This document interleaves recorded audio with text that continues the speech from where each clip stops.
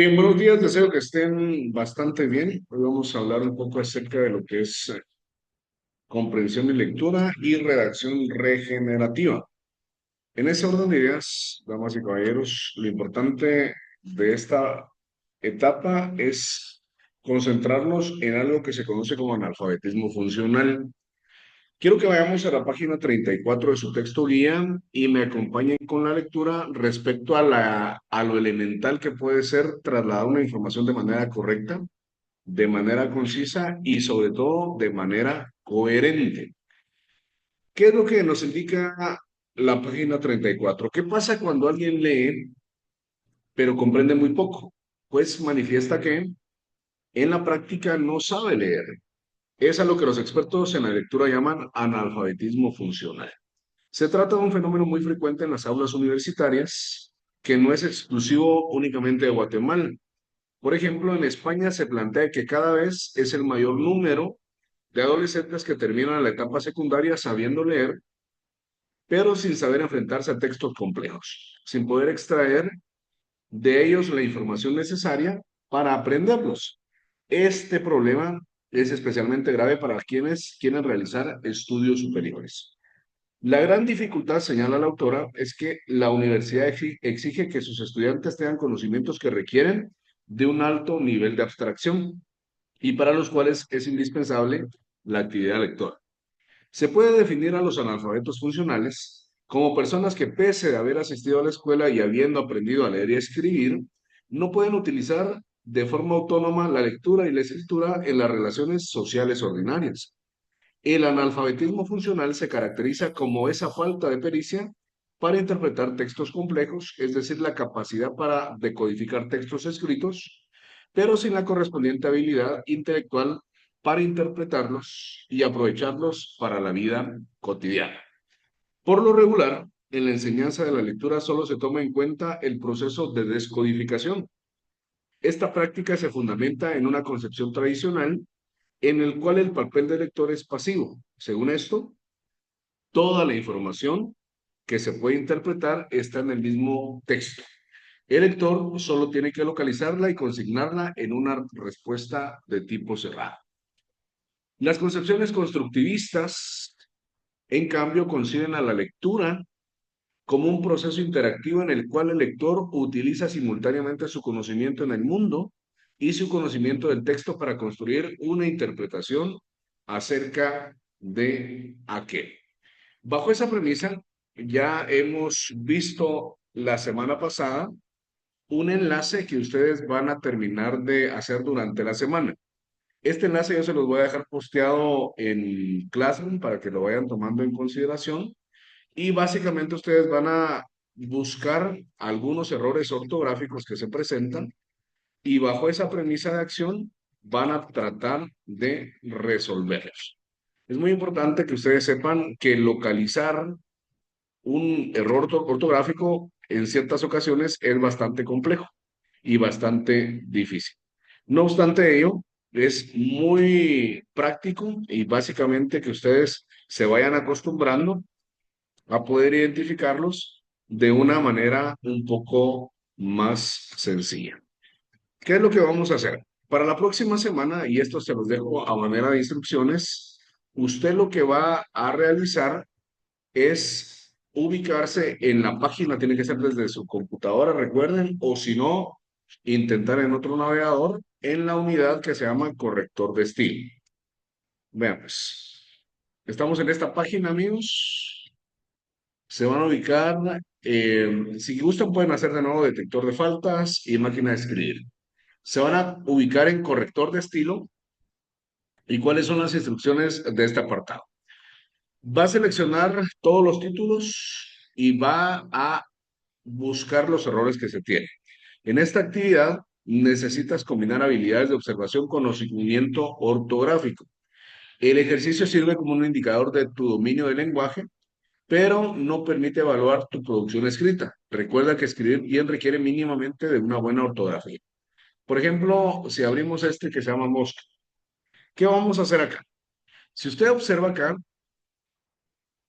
no hay hasta este momento errores ortográficos identificados. Usted va a tener que leer. va a tener que leer unas 2 veces y después va a ir buscando cuáles son los errores que va a encontrar. Tal cual pareciera un juego de ajedrez, hay 13 errores y usted los va a tener que buscar. Por ejemplo, vean pues, dice acá la mosca que soñaba que era un águila de Augusto Monterroso. Había una vez una mosca que todas las noches soñaba que era un águila y que se encontraba volando por los Alpes y por los Andes. En los primeros momentos, este la volvía loca de felicidad. Voy a hacer una pausa aquí. Felicidad si se escribe o no. Entonces, van a darle un clic. Vean, ya seleccionaron la primera y van a escribir la palabra correcta. Felicidad. Al encontrarla, les va a seleccionar el correcto. ¿Qué pasa si ustedes se confunden? Voy a hacer uno adrede por equivocación. Miren, pasado está correcto escrito. ¿Qué pasa si yo pongo pasado? Le doy a revisar y me lo coloca como mala. Miren, este nivel es un poco más complicado. ¿Qué pasa, por ejemplo, si yo digo Andes? Ah, bueno, Andes para mí va tildado.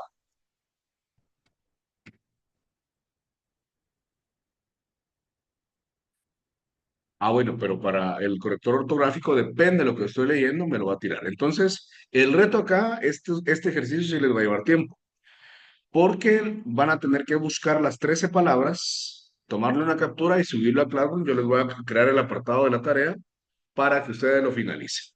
De este corrector de estilo, tienen que hacer todas las actividades. Solo para que estemos claros. Nos vamos al corrector de estilo. Hay uno, dos, tres, cuatro, cinco, seis.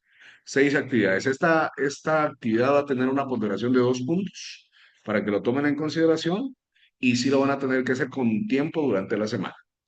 Muy bien. Volvemos al tema de la clase. Partiendo de eso, el analfabetismo funcional se puede resumir o se puede sintetizar como esa falta de pericia que se tiende a interpretar los textos, es decir, la capacidad para decodificar textos escritos, pero sin la correspondiente habilidad intelectual para interpretarlos y aprovecharlos en la vida cotidiana.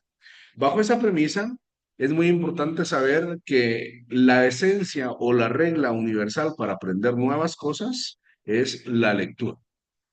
Entonces, para leer es importante que usted tome en consideración que existen 3 momentos importantes de lectura: antes, durante y después de cada lectura académica. Antes vamos a elegir un texto, antes vamos a hacer una lectura exploratoria, durante vamos a hacer una lectura inicial y en esta etapa también vamos a hacer subrayados y anotaciones. Después de leer ya podemos tener la capacidad de hacer un esquema, de hacer una síntesis y de hacer una reseña. En este sentido, solo para ir rápido, porque ya lo miramos, en la etapa de la selección de las lecturas tenemos que analizar la trayectoria del autor. Con esto, con un autor tenga experiencia en la materia. Si es un tema jurídico, lo prudente es que sea un experto en materia jurídica y no podemos tomar, por ejemplo, a alguien que no tenga conocimiento en leyes para que realice esta investigación. La editorial es muy importante y las fuentes consultadas también son muy importantes. Si usted se va en las últimas páginas de su libro, si nos ubicamos en la página 193, el doctor Velázquez establece que para este libro que se llama Comunicación y Redacción de la editorial Ecoediciones, tiene diversas fuentes consultadas que inician en la página 193 y finalizan en la página 202. Es decir, ahí observan ustedes por lo menos 8 páginas de fuentes consultadas. Ahora bien, la etapa de la lectura exploratoria es bastante interesante porque acá ustedes van a darle una ojeada rápida de los elementos que tiene todo libro. Van a observar su portada, van a observar su introducción, se van a ubicar en su índice, por ejemplo, van a ver en el índice los títulos y los subtítulos y algunos pueden observar también la contraportada. En otras palabras, la lectura exploratoria es el proceso mediante el cual se hojea un documento de forma superficial. En dicha ojeada se observa la portada, la introducción, el índice, los títulos y los subtítulos.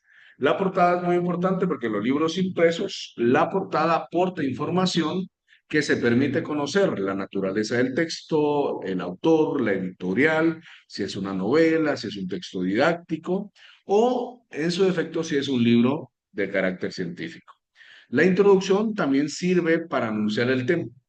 Generalmente una buena introducción contiene los elementos: qué es el trabajo, para qué se hizo el trabajo y cómo se hizo el trabajo. En la introducción se tiende a sintetizar los contenidos o explicar cómo se obtuvo la información que se va a desarrollar. Con ello se obtiene una idea general de la forma en que el autor enfoca el tratado. Por aquí les dejo también un enlace en el documento que les voy a enviar, cómo hacer una muy buena introducción. Pueden ver ustedes el video, solo le dan doble clic acá y les va a aparecer. En el índice, la estructura que se tiene del contenido va a permitir conocer qué aspectos se desarrollan o se priorizan dentro del tema de investigación. En el caso de ser un artículo de revista o de internet que carece de índice, cumple la misma función la lectura de los títulos y subtítulos del documento. Es común ver que nosotros tenemos lecturas en algún momento o revistas. Si en dado caso no hay índice, lo prudente es que ustedes ojeen los títulos para tener una noción de lo que se está abordando en el tema. La fase del subrayado y anotaciones vamos a tomar algunos elementos importantes. En la primera lectura vamos a tener y obtener una visión global del tema. Vamos a localizar conceptos básicos. Si es un texto largo se puede realizar por bloques o capítulos. Es muy importante que se tomen el tiempo para no tener cansancio visual. Nos debemos enfocar en lo fundamental y no en los detalles. Tenemos que anotar todas las dudas, tenemos que establecer comentarios y encerrar las palabras desconocidas y buscar su significado en el diccionario de la Real Academia Española. Resulta muy útil tener un cuadro para realizar estos apuntes. También es importante saber que en la segunda lectura sirve para afianzar las ideas básicas, se aconseja subrayar, localizar y encerrar las palabras claves y también subrayar fragmentos que no excedan de un tercio total de todo lo que se está leyendo. Al finalizar este subrayado, debe verificarse si existe coherencia para que concuerde lo que se está subrayando con las ideas centrales que se abordan en el tema de investigación. Estas tres estrategias permitirán a la postre redactar un resumen coherente y bastante confiable. Ahora bien, resulta común que nosotros nos dedicamos a la hora de investigar un tema que solo lo leemos y al leerlo queremos que se nos quede todo de memoria, pero existen estrategias para registrar la información. Particularmente, su servidor recomienda mucho los esquemas y por esquemas, si nosotros miramos aquí algunos ejemplos, tendríamos un título central, ideas secundarias e ideas derivadas, o ideas centrales, o también un parámetro de ideas que se interrelacionan o se van concatenando. Es muy importante que usted sepa que el esquema es un recurso que permite visualizar las ideas leídas, así como sus relaciones jerárquicas y de dependencia. Se elabora a partir de fragmentos subrayados durante la lectura. En ello se localiza una idea principal, las secundarias y las derivadas. Cuando la lectura ha sido adecuada, las ideas importantes pueden ser localizadas en las palabras que se encerraron. Esto es muy importante. Muchas veces nosotros cometemos el error de que las ideas centrales o el esquema lo queremos hacer solo con la primera ojeada de un texto. Lo recomendable es que ustedes en la primera fase vayan leyendo, subrayen las ideas centrales y al momento de realizar ya el esquema básico, lo estructuren de una manera coherente para que tenga relación, para que tenga concordancia y sobre todo esto va a permitir que sea bastante entendible. Esto es básico para una lectura académica bastante correcta. Aunado a ello, también tenemos la técnica del resumen. Ya tenemos la técnica del esquema, ahora tenemos la técnica del resumen. ¿Qué es un resumen? Yo creo que todos sabemos qué es un resumen, pero hoy vamos a aprender la técnica correcta de cómo elaborar un resumen de manera secuencial. Consiste en reducir un texto a una extensión más accesible, aunque con el cuidado de que conserve las ideas fundamentales y el punto de vista desarrollado en el texto original. Cuando el esquema está bien estructurado, bastará con transformar cada título en un párrafo, en una oración, según la extensión del documento original.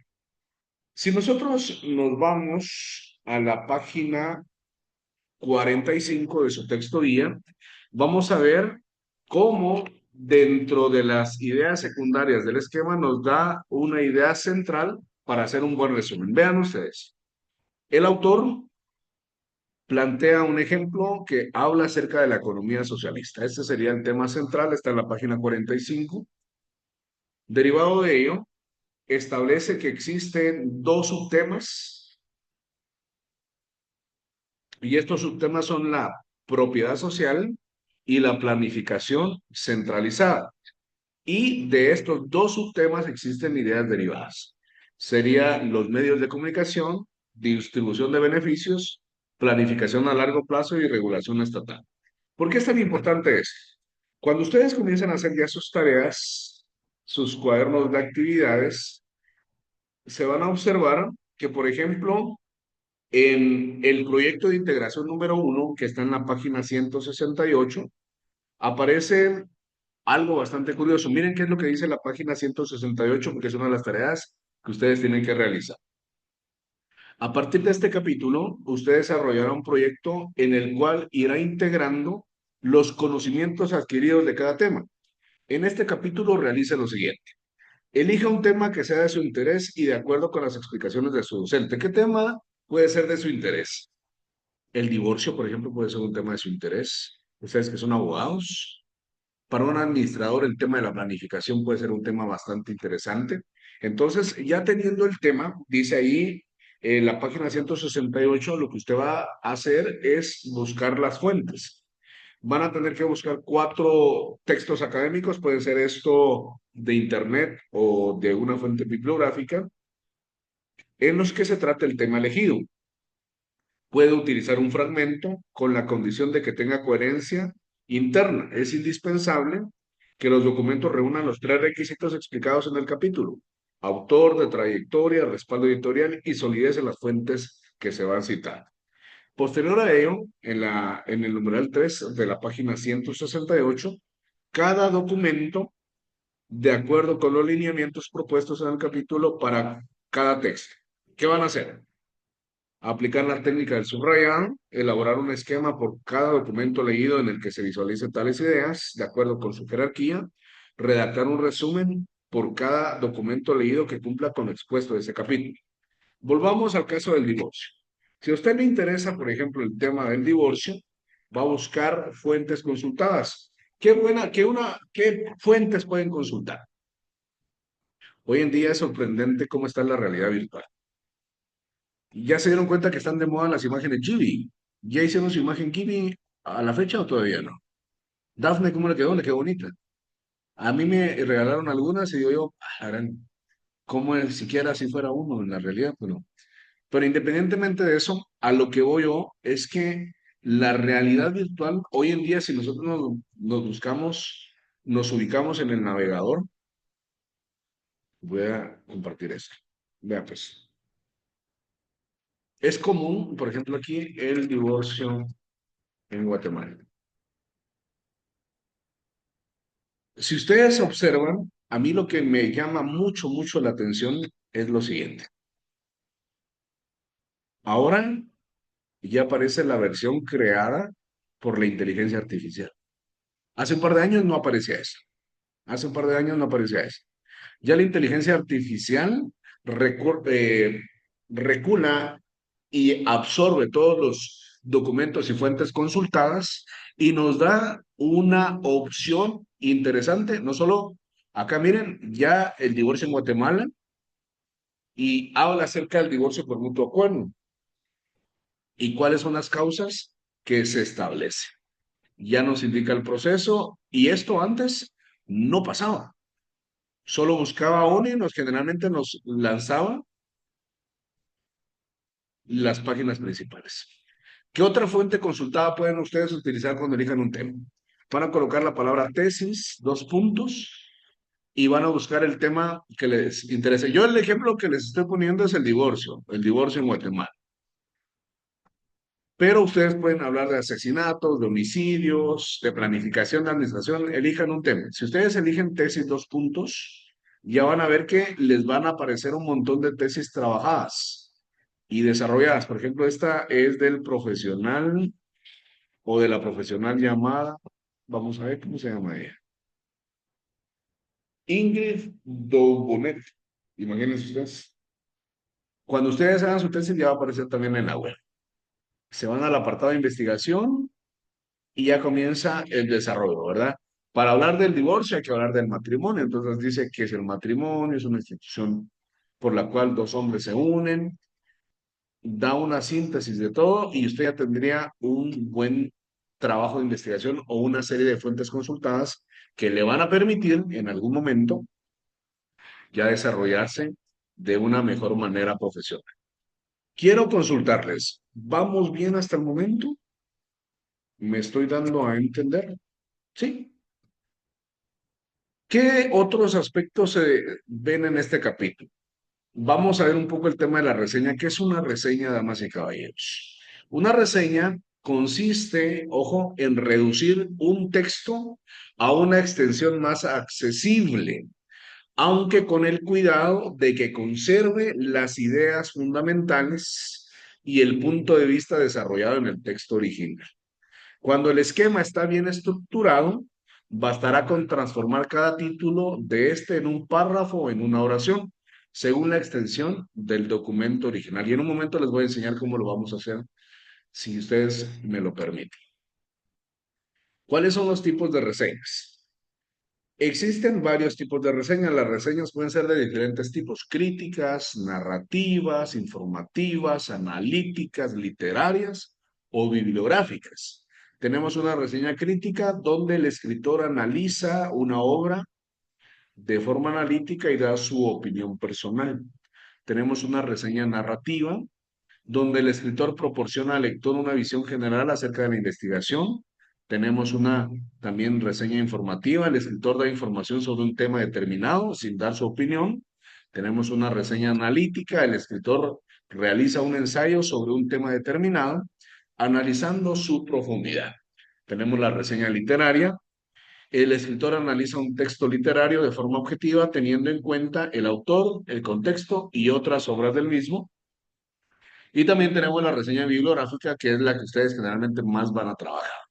Se trata de enlistar una cantidad de recursos que se han utilizado para hablar acerca de un tema en concreto. La reseña, en términos generales, constituye una evaluación o crítica sobre el documento leído. De ahí la importancia de incluir en ella citas y comentarios objetivos. Esto es muy importante para que lo tomen en consideración. ¿Cuál es la diferencia entre resumen y reseña? ¿Cuál es la diferencia entre resumen y reseña? Porque ustedes están acostumbrados a hacer resúmenes, pero en el ámbito profesional lo mejor es hacer reseñas. El resumen consiste en una técnica de lectura para el estudio. Es un documento personal que no necesariamente será visto por alguien más que el propio redactor, porque usted lo está haciendo para usted. En cambio, la reseña es un informe académico de lectura.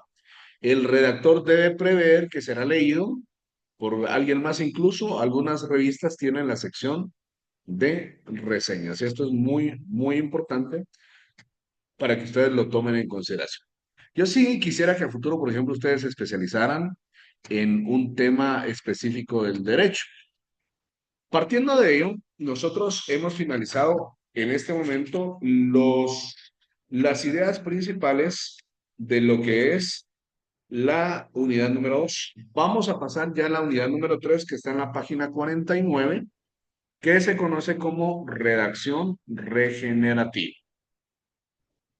Página 49, redacción regenerativa. Y vamos a darle cierta lectura. Este capítulo desarrolla un método que permitirá sacar mejor provecho de la redacción académica. La explicación gira en torno al desarrollo de un ensayo.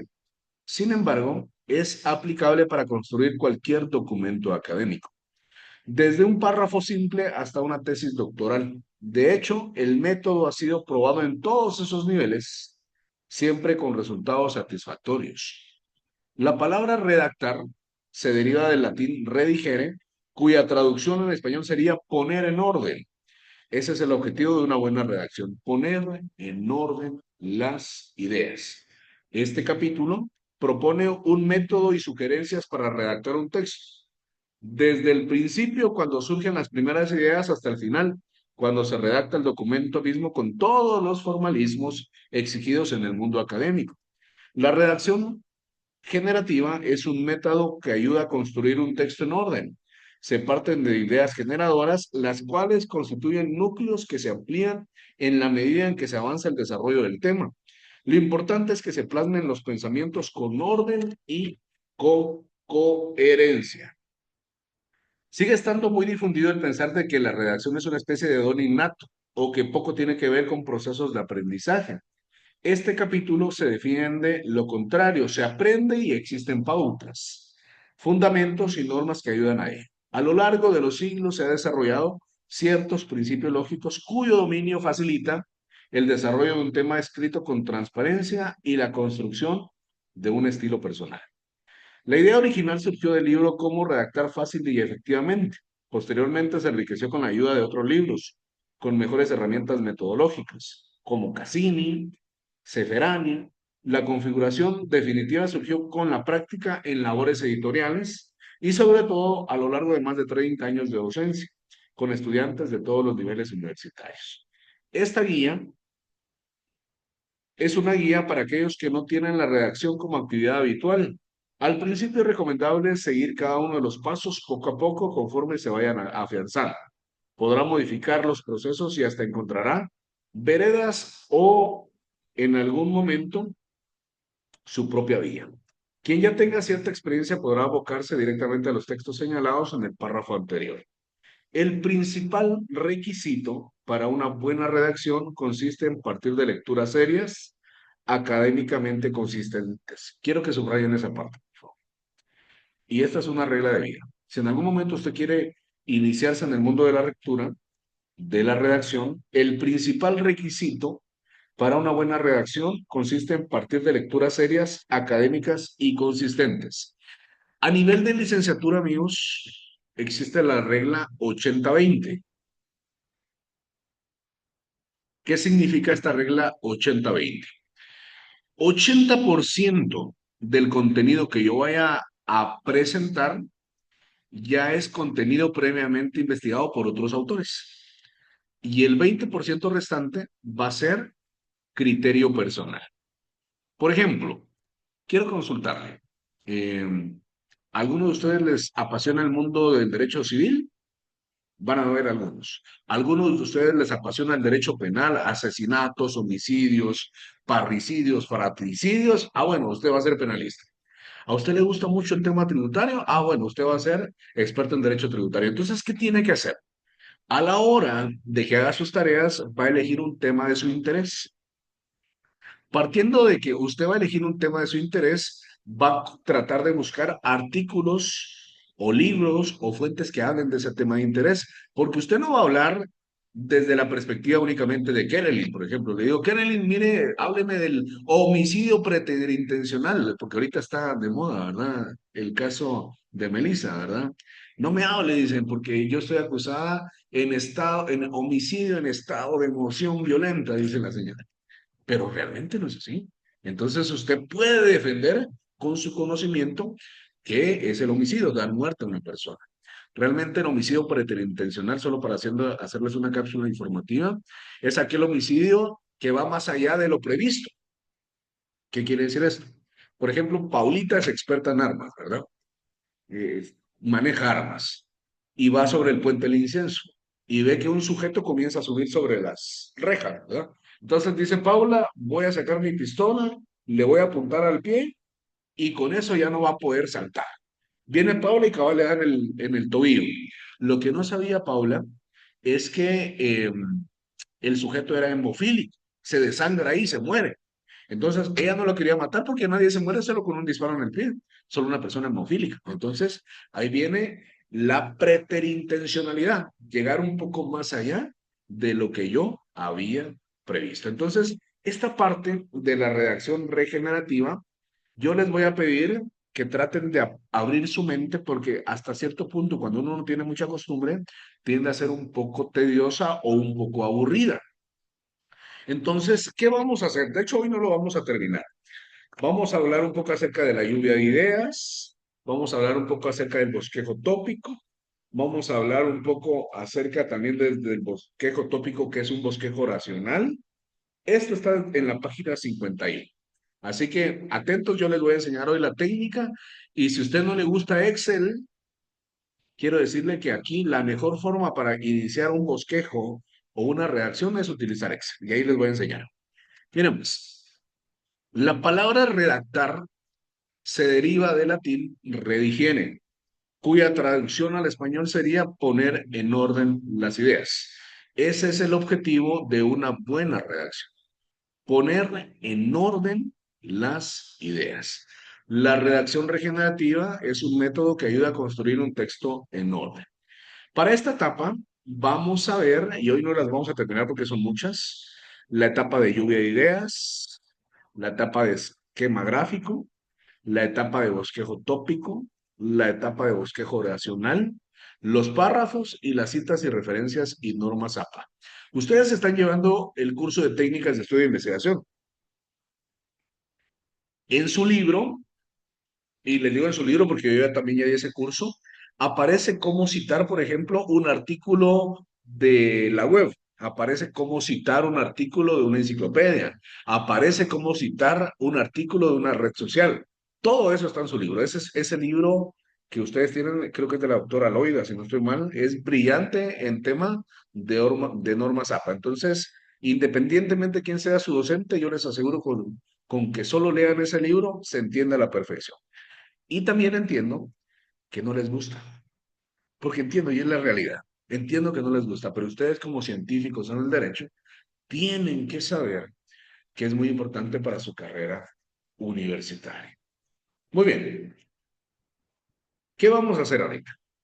El primer requisito para una buena redacción consiste en partir de lecturas serias, académicas, consistentes. La redacción solo es el paso final de un proceso más amplio vinculado con la investigación o la adquisición de nuevos conocimientos. Es imposible concebir un trabajo académico que no se fundamente en lecturas previas de trabajos confiables. Vamos a quedarnos con el primero. El primero es una lluvia de ideas. Este paso consiste en anotar todas las ideas sueltas que se esperan desarrollar. Los elementos de esta lluvia de ideas pueden surgir de los resúmenes o de las reseñas previamente elaboradas. Miren pues, voy a abrir ahorita un Excel y quiero mostrarles algo básico para empezar en el mundo académico.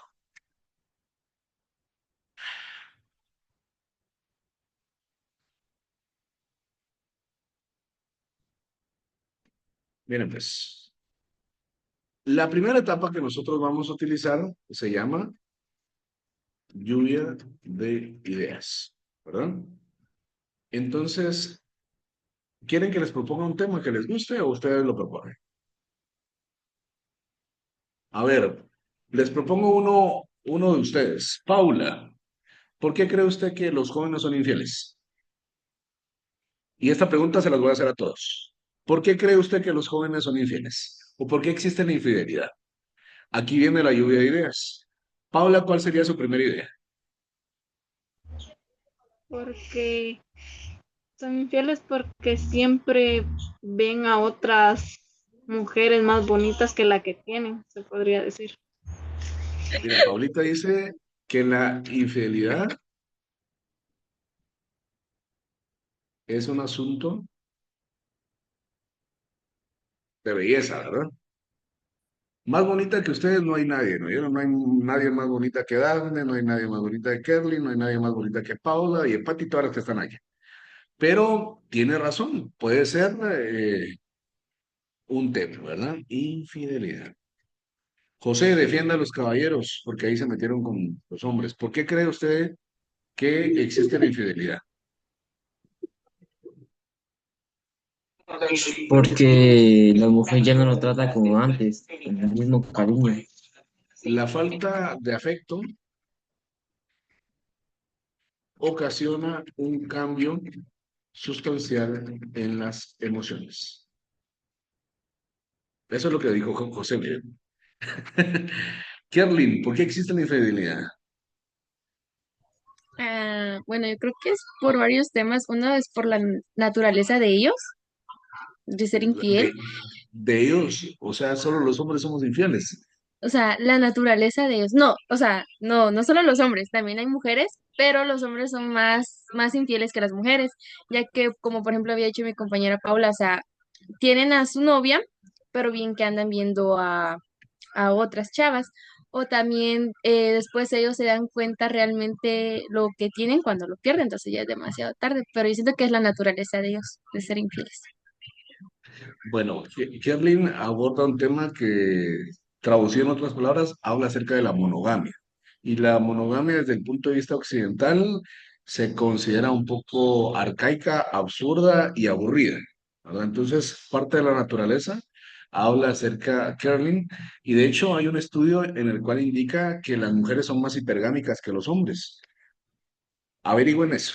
No es algo que vaya solo en lo sexual. La hipergamia radica en la necesidad de tener algo más, algo nuevo, un juguete nuevo, ¿verdad? El hombre es un poco más simple, el hombre es un poco más simple. Dicen algunos psicólogos, no me crean porque no lo sé, que el hombre es solo por hobby.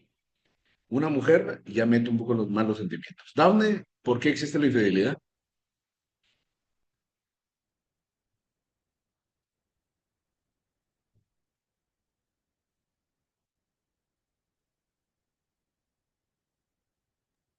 Tal vez por inconformidades de las personas, porque tanto como las mujeres a veces estamos inconformes, también los hombres. Entonces siento que tal vez tienen apego a una persona porque no la pueden soltar, pero también les gusta andar viendo a otras o a otros. Muchas gracias, Dafne. ¿Cómo saber que alguien tiene apego afectivo? Por ejemplo, si usted tiene pareja y termina con su pareja, si está llorando los primeros 2 días y hace todo por buscarlo o buscarla, tiene apego afectivo. Entonces, eso es lo más difícil a la hora de romper una relación. Pati, ¿por qué existen las infidelidades?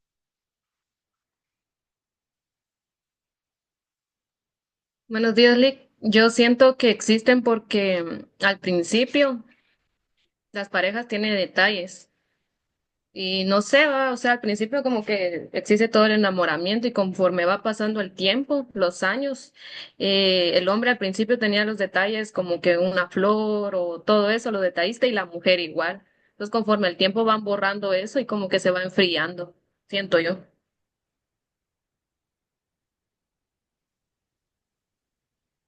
La monotonía, en otras palabras, ¿verdad? Perfecto. ¿Alguien más que quiera aportar por qué existe la infidelidad? Ya tenemos una lluvia de ideas, miren, y esta es la primera etapa para cualquier investigación. Buenos días, licenciado. Hola, Nipsey. Pues yo considero que la infidelidad ocurre por varios factores, entre ellos es la falta de comunicación y la baja autoestima de ambas personas o del compromiso. Perfecto, falta de compromiso. Eh, en mi Excelente. aporte, yo entiendo que es a veces basado en la inseguridad y lo económico. Uy, ese tema es brutal, Joke. Y le voy a explicar por qué. Hay un estudio que establece, esto no es algo real, no es algo 100% vinculante, pero en la mayoría de casos se basa en lo siguiente. Cuando un hombre tiene todo, trata de darle todo a sus parejas y a sus hijos. Casa, carro, sueldo, maquillaje, lo que usted quiera. Cuando una mujer tiene todo, piensa que un hombre no lo necesita en su vida. No son todos los casos, pero hay una gran estadística que establece esto. Entonces, vean pues, si ustedes observan, ya tenemos por lo menos 7 lluvias de ideas acerca del tema de la infidelidad, ¿verdad? La siguiente etapa, y esto lo voy a guardar por acá, o tal vez ustedes se recuerdan en la próxima clase, vamos a ver qué es el bosquejo oracional, qué es el bosquejo tópico. Yo lo que les pediría es que por favor en la siguiente clase ustedes comiencen a darle lectura a este capítulo número 3 de la página 49, porque me va a servir mucho para que ustedes no tengan temor a la hora de redactar y de escribir de manera secuencial. Esto es muy importante para que lo vayan tomando en consideración desde la página 49 a la página 66. Página 49 hasta la página 66. Básicamente esta es la clase de hoy. Voy a pausar la grabación, así les puedo compartir esto grabado